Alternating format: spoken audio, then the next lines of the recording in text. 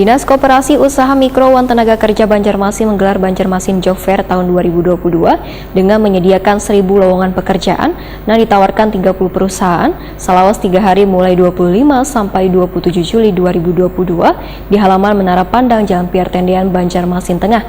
Kegiatan ini dibuka secara resmi oleh Wakil Wali Kota Banjarmasin, Baisukan, Senin 25 Juli 2022.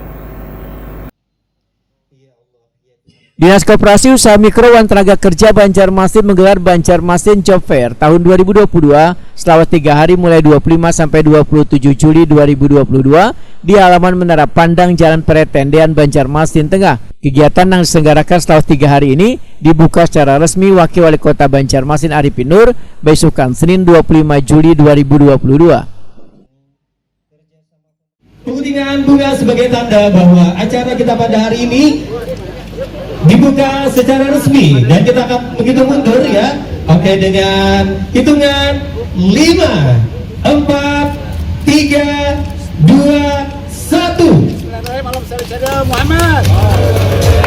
Oke. Wakil Wali Kota Banjarmasin Arifin Nur Takuni Prima TV mengaku sangat mengapresiasi adanya Banjarmasin Job Fair ini lantaran akan sangat mempermudah warga untuk mencari kerja, khususnya bagi ribuan warga yang baru lulus sekolah ataupun terdampak PHK wayah pandemi COVID-19. Arifin Nur menghimbau pencari kerja agar lebih selektif dalam mencari pekerjaan yang cocok dan sesuai dengan keahlian masing-masing.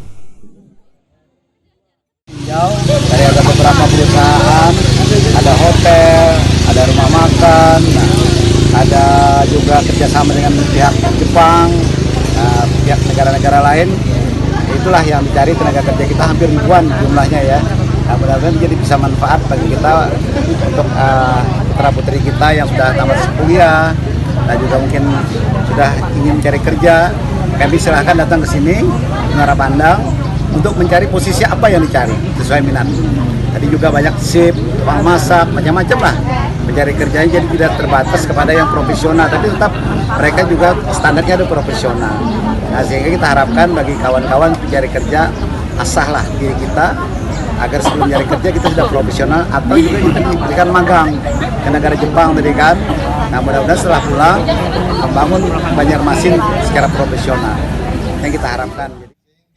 Kepala Dinas Tenaga Kerja Wan Transmigrasi Kalimantan Selatan Irfan Sayuti membedakan Banjarmasin Job Fair sebagai upaya mengurangi tingkat pengangguran di Kalimantan Selatan. Ini merupakan kegiatan yang sangat mendukung sekali dan merupakan juga kegiatan yang sudah beberapa kali digelar, kegiatan rutin. Tentunya dengan kegiatan ini peran serta pemerintah untuk mengurangi pengangguran, menyediakan lapangan pekerjaan akan terwujud dengan mempertemukan perusahaan-perusahaan para pencari kerja dengan masyarakat yang ingin mencari pekerjaan dapat dengan mudah dipertemukan di satu tempat yang diselenggarakan oleh Kota Banjarmasin. Saat ini pengangguran kita masih cukup tinggi nggak Pak di Kalsel, Pak? Ya, memang masih tinggi. Kemarin masih berkisar kita angka 3,9 kalau tidak salah berdasarkan data terakhir. Jadi memang sudah menurun juga, kebaikan miskinannya juga sudah menurun.